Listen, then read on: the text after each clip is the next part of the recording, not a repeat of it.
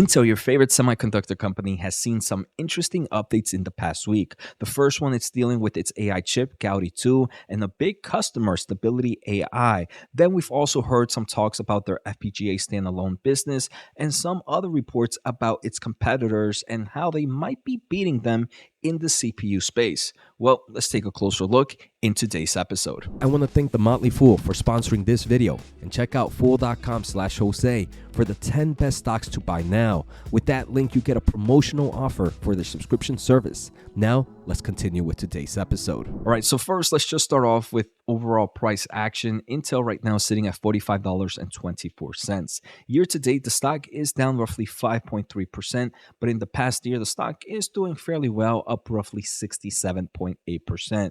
While it is no NVIDIA and no AMD, it is performing some great numbers, right? I mean, 67% is still pretty strong.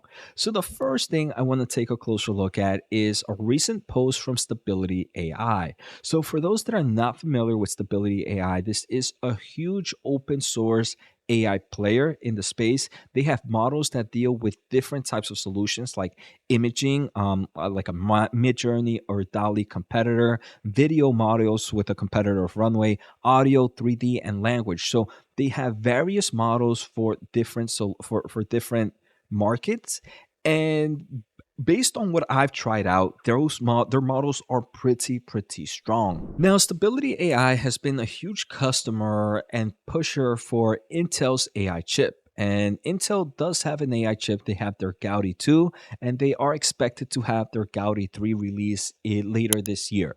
So while when we think of AI chips, we usually think of NVIDIA and AMD, there's also that third competitor, which is Intel.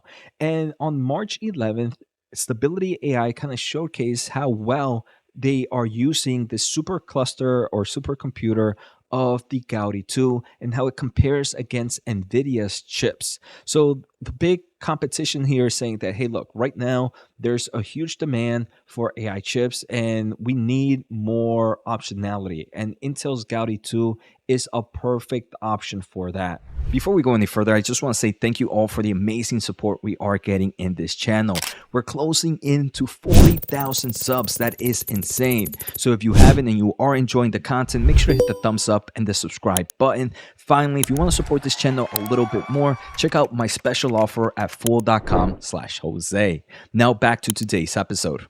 So in this report, they mentioned that they have used the state-of-the-art AI supercomputer to train its most anticipated Stable Diffusion 3 model. In their analysis, they compare the training speed of Intel Gaudi 2 accelerator versus NVIDIA's A100 and H100, two of the most common choices for startups and developers training large language models. In one of their training tests, they mentioned that the Gaudi 2 system processed roughly 1.5 times faster than the H100. And this was a cluster of roughly 16 accelerator or 2 nodes. Each node usually has 8 GPUs. Then they scaled up the accelerator into 32 Gaudi nodes, which is roughly 256 accelerators. And they do mention in this configuration, the Gaudi 2 cluster processed over 3 times more images per second compared to the A100. And this is very impressive considering that the A100 have a very optimized software stack. So when we come to see the training aspect of these chips, we can see that Stability AI mentions that Gaudi 2 seems to be a great alternative, and at certain tests, they are performed better than NVIDIA's A100, and more importantly, they transform even better than NVIDIA's H100. One thing I do want to mention is the number of accelerators here, 256, right? So I'm gonna guess that if we continue to see the accelerators grow higher and higher, the actual improvements are gonna get low. The differences in performance is gonna shift a little bit. We're gonna see that NVIDIA is probably gonna do a little bit better thanks to its networking solutions as these clusters get bigger and bigger, right? We see with just a 16 accelerated cluster, they were comparing it to the H100. But when we got to 256, they completely forgot about the H100 and they started talking about the A100. So that's my overall thought process that, hey, as you increase the amount of accelerators and build these huge superclusters, that's where the NVIDIA solutions really start to shine.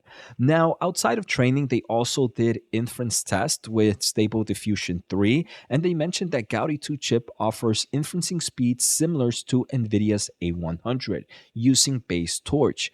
But using the optimized solution of NVIDIA's A100, the A100 chip produces images 40% faster than Gaudi 2. So we can see NVIDIA continues to improve its AI solutions, but not to knock Intel. It does seem like Intel's Gaudi 2 seems to be a great second or third choice for the AI market, and that can be a nice revenue stream for Intel in the long term of things. Now I want to push into Intel in forms of the CPU consumer market. Right now, Qualcomm is entering the CPU consumer market with their Snapdragon, and we do see some benchmarks come out already comparing it to Intel's Core Ultra 7, which I do believe is one of their top of the line AI chip solution. And in forms of CPU, the CPU is actually better in these results using the Snapdragon X Elite. If we take a closer look at the GPU benchmarks, the GPU benchmarks are pretty much equal for both Snapdragon and Intel. But when we come at AI inferencing solution, the Snapdragon is much better than Intel's solution.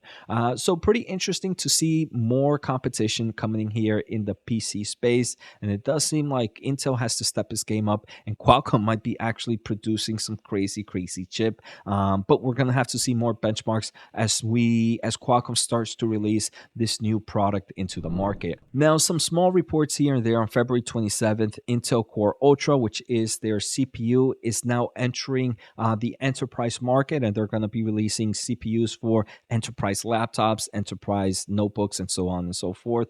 This is a big market for Intel, so great to see the AI chip solution enter that space. Now, the final thing in Intel news before we look at valuations is Intel did spin off to some extent their standalone FPGA business. Now it's going to be Altera. Altera is what they used to call their FPGA brand, and this is a huge brand name. So Intel in the future is expected to take this company public and make more money for Intel shareholders. Like we saw from a previous AMD episode, the FPGA market right now seems to be on a downturn, but that's expected to kind of come back up in the second half of this year. So Intel is really focusing on two main markets right now: the fabrication, their fab business, and their CPU business for consumer and data center and AI solutions in general. So they started to spin off little parts of their business. The FPGA is now a standalone part, and I do believe in the next few years they're gonna open up into the public or private market, and that's gonna be a nice influx of cash for Intel and their future endeavors. Now, the final thing I want to take a closer look at is Intel's PE ratio, forward and forward 1 year. In the next 12 months, analysts expect this PE ratio to be roughly 33. In the next 24 months, it's expected to drop down to 19.4. So if you are bullish in AMD, in Intel, and believe that they're going to do well in the fab business, if they're going to do well in their AI chip endeavors, and they're going to do well in their CPU server side, then Intel is definitely looking somewhat cheap compared to the other players. Intel is the only big semiconductor company out of AMD and NVIDIA that I don't own, but sometimes I get that itch that, hey, this company is moving in the right direction and valuation is not that crazy in my opinion. So I hope you guys enjoyed today's episode. Take care, have a good day, and see you next time.